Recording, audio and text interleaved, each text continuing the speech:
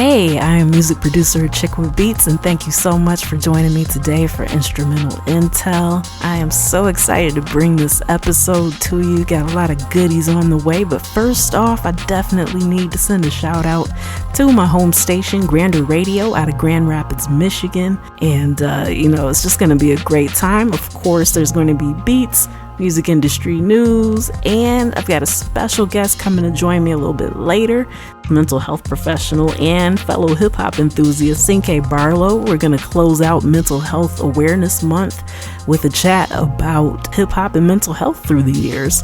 So yeah, it's going to be a great time, so stick around. Got a lot in store. All right, let's go.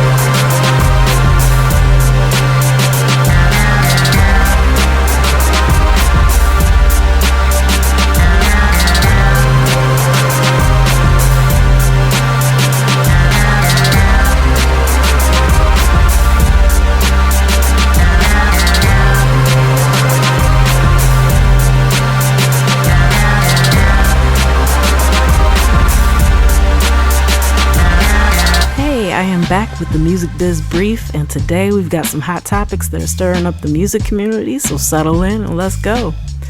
Alright, the big buzz that's got everyone from songwriters to publishers rallying together is Spotify's plan to bundle audiobooks with its premium subscription. So, if you're scratching your head wondering why this is such a big deal, I can break it down for you. Spotify wants to include 15 hours of audiobook listening with its premium, its duo, and family plans. Sounds kind of cool, right? But here's the catch. By classifying these plans as bundles, Spotify can pay lower royalties to songwriters and publishers. And we're not talking like any small change here at all. We're looking at an estimated $150 million in revenue loss. So the National Music Publishers Association, which we'll call the NMPA for short, and the Association of Independent Music Publishers, the AIMP for short, and the Mechanical Licensing Collective, MLC, are all rightfully up in arms over this new strategy and makes sense. So, to add to it, Spotify is actually being kind of slick with it too. So they're automatically opting users into this new plan that includes both audiobooks and music and forcing them to manually opt out in order to switch into a music-only plan, which of course compensate royalties according to the current model. So the AIMP advocates for the reverse. They want the default to be the music-only plan, requiring users to opt out in order to use the audiobooks plus music plan if they want. Also, the NMPA and the MLC aren't having it, with the MLC filing suit against Spotify. So they argue that Spotify's premium plans aren't truly bundles, but it's just a tactic to exploit the loophole in order to reduce payments and undermine the previously agreed upon rate structure known as the Copyright Royalty Board, or CRB for short, Phonorecords 4. So this was supposed to secure fair rates for songwriters from 2023 through 2027. So now the NMPA isn't just stopping at opposing Spotify's current strategy. They've called on Congress to overhaul Section 115 of the Copyright Act, and this section has been around since 1909, if you can believe it. So it forces songwriters and publishers to accept government-regulated rates for mechanical royalties, which means they can't negotiate freely in the market. So the NMPA wants right holders to have a choice between these statutory rates or engaging in free market negotiations, which is rightfully so. So on the flip side of that, you have the Digital Media Association, or DIMA for short, which represents heavy hitters like Spotify, Apple Music, Amazon Music, and more. And they're pushing back hard. So they claim that changing this system could actually dismantle the framework that was established by the Music Modernization Act, or what most people are calling the MMA for short. The MMA was designed to streamline and simplify the licensing process for digital music, making it easier for services to secure the necessary permissions in order to stream music. But of course, the DIMA's position mainly benefits the streaming services themselves, so they get predictable costs and avoid the mess of individual negotiations. So you can see why they're not thrilled about shaking things up. Sony Music Publishing is also jumping into the fray, siding with the NMPA and exploring all options to enforce the improved CRB Phono 4 rates. So they've reported a 20% drop in royalties due to Spotify's move, and the MLC claims losses nearing 50% from premium subscriptions. Now, of course, we got to see how this plays out, but Spotify might defend itself by pointing to past plan changes and how subscribers are quote-unquote engaging with audiobooks. So, of course, we got a lot in store. We got to watch and see, and I'll definitely keep you posted as the information comes in and break it down to the best of my ability. But, it's important to know this is more than just a legal scuffle. The outcome could actually reshape how royalties are negotiated in the future, which impacts everyone in the music business, especially independent artists like us. So, what does this mean for us? We got to keep a close eye on these developments. Changes in how the royalties are calculated and negotiated, of course, can directly affect our earnings. So it's crucial to stay informed and try to support organizations that fight for fair compensation.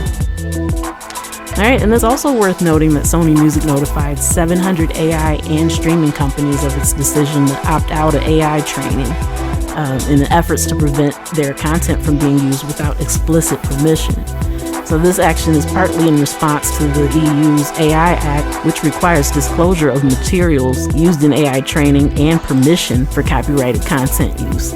So again, another development. It would not be surprising to find out that more labels might follow suit, and of course something else to keep an eye on.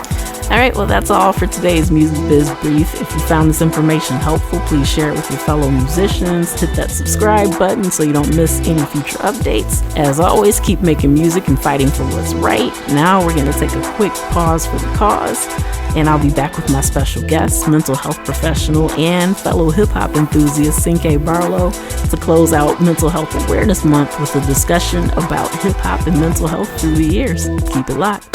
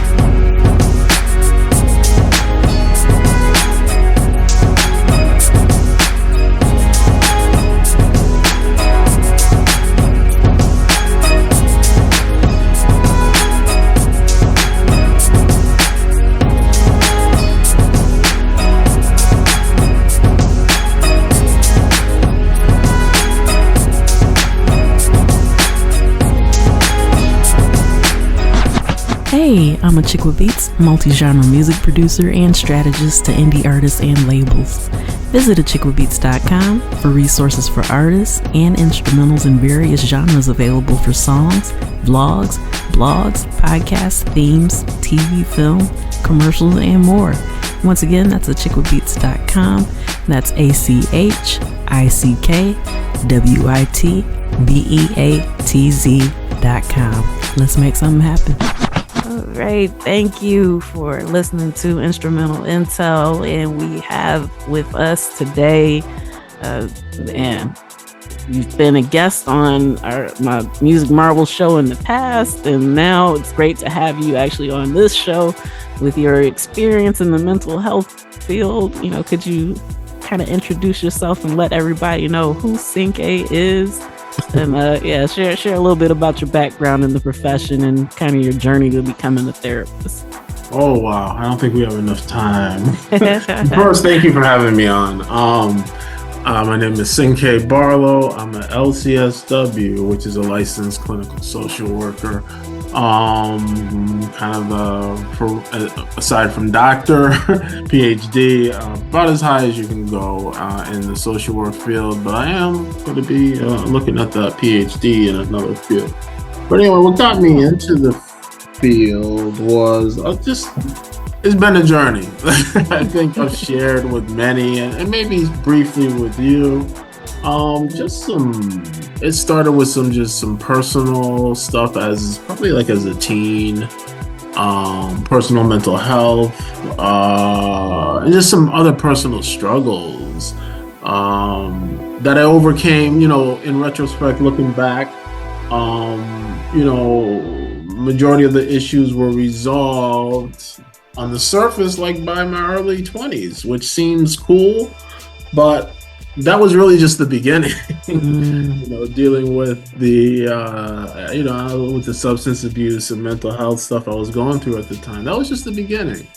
But embarked on a career that got to a point where I didn't really enjoyed it. And I really wanted to get into the mental health field. And as we were speaking before the show, I kind of dragged my feet as well. But actually it all came together nicely, because when I was focused and ready, everything just fell into place correctly. I had done college at an early age, and it just didn't work out. Because looking back, I really wasn't ready. I went back and got my bachelor's as an adult, and I was dead focused. I knew what I wanted, and things just fell into place. It wasn't easy, but things fell into place. Once I finished my grad program, worked in community health centers, worked for a nonprofit, also 2 local hospitals here in Connecticut, and currently I work for a town municipality as the counseling coordinator for the youth in this particular town in Connecticut. So it's been a cool journey, not easy, ups and downs and everything in between, a lot of frustration, and really many points where I wanted to, and there were points where I just gave up. I said, man, forget this. But no, I didn't. I got back on track, which is the real skill, because we all get sidetracked. But so I've done individual and group psychotherapy, worked with adults, adolescents, and geriatric population, inpatient and outpatient behavioral health. My current position, I don't know, it's a mix of everything. It's community-based, it's therapy, it's policy. It's cool. It's kind of like everything I've done kind of led me to where I'm at. So it's all worked out. Okay, that's amazing. And congratulations on your journey. Appreciate it. Thank you. Yeah, that's really phenomenal. Since we're talking about mental health and hip hop through the years, Could you kind of give us a little background on what sparked your love for hip hop and maybe some early memories or favorite artists from around that time frame? Oh wow, yeah. It's funny because it's still to this day. That's my go to. I think a lot of people look at me and say, why are you listening to that? Like, it's just me. Like, I often talk to my friends and stuff, and just like, we grew up in the perfect spot in time, because hip hop was kicking off then. And I just feel it hit me and a lot of my generation differently, because I look at it, okay, I'm 54 years old, put that out there. I look at folks 2-3 years older than me, and at that time, yeah, they were into hip hop, but really it was more Gap Band and R&B stuff, you know what I mean? Yeah, they liked hip hop, but that wasn't really, but us, it just spoke to us. So I remember, and it sounds corny, but I remember hearing, and everyone talks about the song, but it was Rapper's Delight, because it was a popular song, right? It was just like a pop hit, fun dance song. But even that pop song, and then of course there were other hip hop songs before that, but that was just heavy rotation, you heard everywhere. But as a kid hearing that, it just was distinctly different than other music, than singing. Rapping versus singing. Like, when someone is singing, you can misinterpret words or not get what they're saying. You can't miss the message when someone is rapping. And so that right off the bat just, hit me. And then, going forward, I always talk, for me, the game changer was Sucker MCs with Run DMC. That song was it just took hip hop in a whole nother direction. It was just the rawest thing out at the time. And still, today, it still rocks, seriously.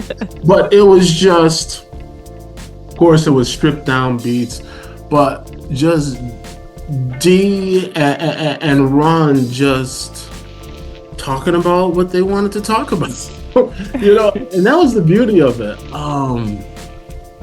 I think a lot of times, just us, just in general, we spend a lot of time in our own heads, to ourselves in our own heads, and sometimes that's okay, but a lot of times it's not. And that's the beauty of hip hop, being able to express through words, beats, rhymes, your feelings, your thoughts, emotions, all that. But yeah, it began back in then, from DMC, and then, everything like, LL, the late 80s, early 90s with Kane, BDP, all that stuff. So, and again, let me just frame it as I'm East Coast bias, I'm from Connecticut, so the Connecticut, New York, New Jersey, Philly, I'm East Coast bias. I got to put that out there. I do listen to everything, but primarily, I'm East Coast biased in terms of I know that gets a really, really bad rap, but I don't think that there's anything wrong with recognizing where it was born. Do you know what I mean? Like, I don't feel like somebody should be made to feel bad because they have a preference for where it originated in that particular sound. It doesn't mean that you don't like the other stuff. Right. It's just you have a preference, and I don't think that's a bad thing. Right. I just wanted to be clear on that. I do, so the songs, the artists I mentioned, I just don't want folks saying, well, why didn't you mention? Well, this is me. This is where I grew up. This is what I favor. And you know what? Honestly speaking, you could sit there and read a list of everyone, and somebody's still going to say, well, you didn't name. Right. I mean, it's always going to be that person until you block them, and my block list is so long. But Yeah. So, just a little bit of background, for anybody listening, that's actually how you and I connected on hip hop. And, even though I do laugh at like the Google Plus memes and stuff, but I will say, like, you're one of the highlights that came from that very limited era before they would have had to shut it down. But yeah, it was a very niche social media experiment. Google Plus. Yeah. Very, very small window of good stuff. Well, mostly music-wise, good stuff. Right. Yeah. There were a few circles that were actually worth something. Absolutely. But yeah, that's how you and I connected. The love for hip hop. And whatnot. And so, later I learned that you were in mental health. And so, it just kind of made sense to have this conversation with you, especially with your background in mental health. Mm-hmm. How would you say that that's influenced your perspective on hip hop, especially with, themes that kind of mirror struggle and empowerment and whatever may have occurred? What are your thoughts on that? Yeah, exactly. Everything you just said. It's always been comforting. I guess that's the key point. And why has it always been comfortably? Just everything you said, the empowerment, the storytelling, the themes of resilience, not giving up, keep pushing, being really down and out and about to give up, but no, you keep going. Social issues, political, religious, just everything is in there, which is why I have such an affinity towards the art form. And I just feel it is a powerful medium that I think all artists need to just really take to heart before creating stuff. Not to say everything needs to be profound and have a message, but just understand that, as I said at the beginning, what you're saying is directly impacting whoever the listeners is, positively or negatively. And I think both you and I have experienced both. I mean, we can be in a bad place and hear a song, and that can, not just necessarily, lift us up, but just, make us feel heard. Like, okay, someone else is going through this type of thing. Music is powerful. The arts are powerful. And hip hop has always, for me, been kind of like a mirror at times.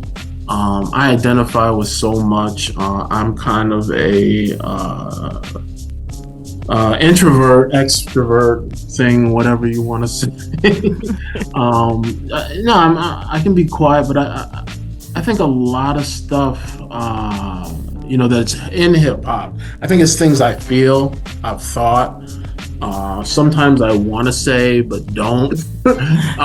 So I identify with so much, and I do listen to a wide variety of music outside of hip hop too. But I always that's the number one. You see all my playlist. I look at all my playlists, but it's always, I look at my favorites list. It's always the hip hop updating. Okay, this week new list. It's always the hip hop. Yeah. So anyway. Yeah. I've been admitting lately that, it's been a certain era in my car just about every time I get into it. Every now and then I try to, brush up on some new stuff and keep up with what's going on. But just like you said, like my heart goes right back. So yeah, I typically stick within the golden era and maybe like a little bit of early 2000s. But yeah, so golden era, classic hip hop, we're talking 80s to 90s time frame. So in the early days of hip hop, do you think that mental health themes were as openly discussed as they are now? Like whether it's blatant or, kind of understated? Absolutely not. The 80s, and I'll even argue majority of the 90s, for folks from, I was gonna say folks who are not part of the masses, who came from different communities or did not look like the masses, black and brown folks and other, minorities. It was not something that was talked about. I'm even going to go into, how you identify gender-wise, LGBTQIA, like none of that stuff was talked about or acknowledged. Looking back, retrospectively, I can sit here and say that was a problem, but that's just how it was. So I know for myself going through and I'll keep it to myself, going through, my challenges, as a teen, young adult in the 80s. Like I went through that pretty much with my family and no one else, maybe one or two friends. It just wasn't something that was talked about. Nobody knew about it. I was ignorant about it. My parents, we had to dig and find information. So I don't know, and I didn't know anyone who was really in tune with it. So the music I was listening to, I think folks were making music, and maybe, I don't know if anyone intentionally said, yeah, I'm feeling this way. I want to get this out on paper and, get some beats to it. I don't know if it went like that. Maybe it did. Because I know in the 80s, a lot of it, looking back, we just dealt with it however we could. And it wasn't always a healthy way, dealing with stress, anxiety. And then, there's other more serious mental health conditions, and not that depression and anxiety aren't serious, but, we get into, schizoaffective, schizophrenia, bipolar, all that. That's real stuff. And then if that was going on in the 80s, no one had any clue about that. Right. The average layperson, you know what I mean? Right. So, it's a common thing with creative folks, with artists. There's a lot of struggles with mental health for various reasons, So no, to go back to what you said, no, absolutely. I don't feel like that was really focused on, just from what I heard. I could be wrong, but I don't know. What do you think? What are your opinions? I also kind of have that instinct to say no, but then sometimes, when you think about bringing up Tupac and Biggie, because no matter who's listening, they know who they are. So, like they're kind of the first ones that come to mind when you think about some of their lyrics and some of their songs. They're telling you they're dealing with depression, but not saying it. So I think at that time frame, even though those topics were kind of addressed, we didn't really know how to recognize or identify those feelings. And, maybe this might be a little lesser known, but I think this is something that most people would know is my mind's playing tricks on me. Like, I mean, Scarface basically laid out, like, textbook, hey, this isn't cool. I'm having these thoughts because I feel guilty about this. So, even though we rapped along, nodded our heads or whatever, I don't think that the awareness was on us that they were actually kind of dealing with mental health themes in some of these particular songs. I agree. I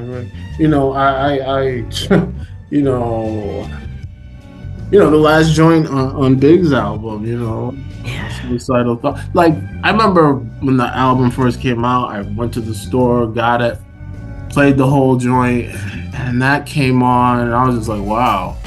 But I listened to that probably, I don't know why, it came on, probably 6 months ago. And I had heard it prior, but that's some heavy, like, real stuff. And, I remember, being that age and listening to it, I'm like, wow. But today, I guess through my journey and what I do for a profession, it just hit like a ton of bricks. I'm like, wow, Yeah. And it's all so many tears. Yeah.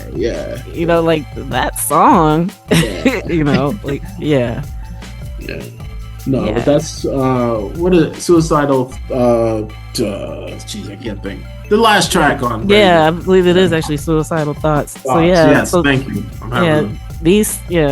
So these songs were out there. We knew them. We knew these weren't good things. But yeah, I don't think at that time frame, that's just not what the environment was. Like, maybe he should see a mental health professional. Because that's not something we did. Yeah.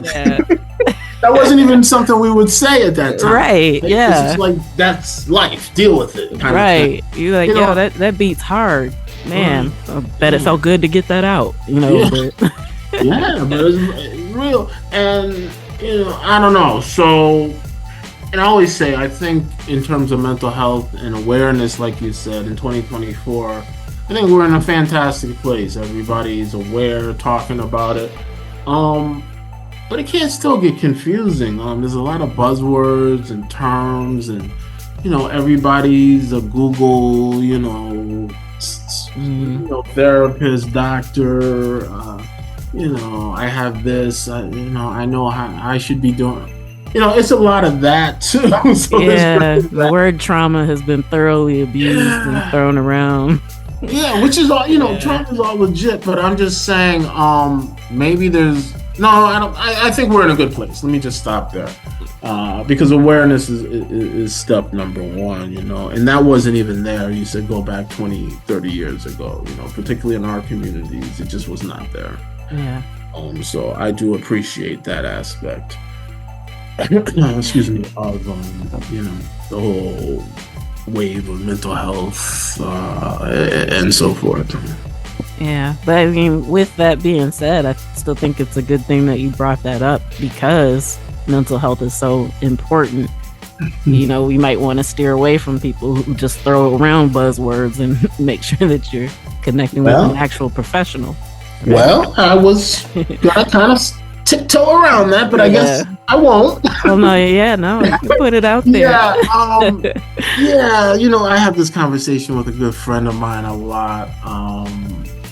And it's great that the awareness is out there, but I just, you really got to look at the source, because it goes from one thing, from being, an opinion, something, you've read or seen, but really I just say, check your references, look who's giving you that information. And it's really important, because unfortunately I've seen a lot of folks putting out, different monikers or titles, and it's really like, and I won't even put it up, but just, you have to check the references. What are the individual's credentials? Are they licensed? Really dig into that, because a lot of folks, it's motivational speaking, it could be coaching, but is that person licensed? Because if they're not, a lot of it could be just opinion or what they've experienced. Is it evidence-based? What kind of interventions, modalities, so all that stuff matters. Yeah. And I'm not saying everything is bad. Absolutely not. I watch videos and, by whomever, of course there's good stuff everywhere, but it is important to check the sources. Just leave it there, Yeah. If you want to get better, you want to make sure you're taking the right medicine, right? Right. Cut right to it. That's I can ramble. Hey, no, we're here to chat about it, though. So we talked about, golden era, I guess kind of transition period. What would you say that was like? So like from the 2000s to 2010s, did you kind of notice any mental health themes evolving or changing within the culture around that time? From 2000 to like the 2000s to 2010s. That was a weird period. Like I was in it. I'm gonna be honest. I was kind of disheartened with some of the stuff. And I was kind of there were certain artists I paid attention to, and then I didn't pay attention to everything. Like a lot of the popular stuff I wasn't feeling, I think the 2000s were a really good period for music. It had already expanded. It got polished up, cleaned up. It was everywhere. You walk in the store, you hear jingles and all that stuff. Um, the stuff I was listening to, yeah, there was still, there's always a consciousness to it. Some real stuff happening. I don't know. And part of it was just, I guess, where I was at during that period of time. Yeah. I didn't like, and I'm just be honest, I didn't like or enjoy a lot of like the quote unquote like party, have a good time club type of music, which is cool. Like that's great stuff, but I just wasn't in that space at that time. So I feel like, yeah, from especially in the 2010s, a lot of party club music wasn't what we identified as party club music, before that era. So like it really slowed down. It might have like a nice hi-hat for you to bounce to or something, but music started getting really slow. Yeah. And that's what DJs were spinning. Like it was kind of, I don't know. Yeah. It was a unique era. Yeah, so that's why it was kind of like there was definitely good stuff, but to me it was a very small kind of a few artists I paid attention to. That's why I said like the mainstream, the big stuff. And I feel like go ahead, sorry. Yeah, I feel like there were a lot of themes in the 2010s that either outright mentioned or just alluded to a lot of like class A type drug use openly. And so like I feel like there were a lot of themes, but not necessarily, again, one of those things where people should be like, oh, hey, maybe you should see someone about this. It's just kind of like, oh man, they really opened up on that song. Yeah, talk about one. Give me an artist like because I'm drawing a blank here. Like, man. Okay, how about Kendrick Lamar's Swimming Pools, for example? Okay. And honestly, I wasn't listening to a whole lot of mainstream around that time frame, but that was one of the ones that broke through, and I'm like, hey, this is kind of nice. Yeah. Pull up, drink, sit down, drink. Like it's basically, yeah, that's the whole essence of the song. And don't get me wrong, like it's a jam, but yeah, I wasn't listening to it like, oh dang, he should talk to somebody. No, it still was I mean, the awareness was better then, right? Still, you bring up the theme too of just substance use, and it's not just hip hop, but as you said, things kind of started to progress as we go on, and then into the into the heavier, quote unquote, substances and so forth. Because I know for a while they were calling some stuff like Xan rap, like towards the end of the 2010s. It was interesting. I just had to think real quick. Like one thing that kind of not spun me out of, but there were certain albums that really hit me, and it wasn't. I had to get the exact year. It wasn't 2010. It was 2011. It dropped. The album Undone by The Roots, to me a phenomenal album by them. It was a concept album, and just I know it missed a lot. I don't know. Folks I knew didn't really dig it, and I guess I kind of get that, because for me that album has to be listened to start to beginning. You can't skip tracks. There's no, really. You just can't. Anyway, so that album for me was really a great experience. I remember, if I remember correctly, it came out, I know it had to be winter or late fall. I can't remember exactly. But that was a great experience. And I say experience because that album just took me places sonically and emotionally, spiritually. I looked at it when it came out. They explained the concept, but just listening to it was just phenomenal, and that just took me on a journey just through, all stages of an individual's life. And to jump back, as I do a lot, resilience and everything in hip hop, like my all-time one of my all-time favorite like motivational hip hop songs was "The Planet" by Gangstar, right? That song, when "Hard to Earn" dropped, was the first song on that just not just hip hop song, but it just hit me. And that song has always been like a mantra for me. I'm gonna make it. That whole song, just talking about how an individual decides to stop staying stagnant and hey, I'm gonna go out on my own. And then the song just talks about all the trials and tribulations Guru went through on his way.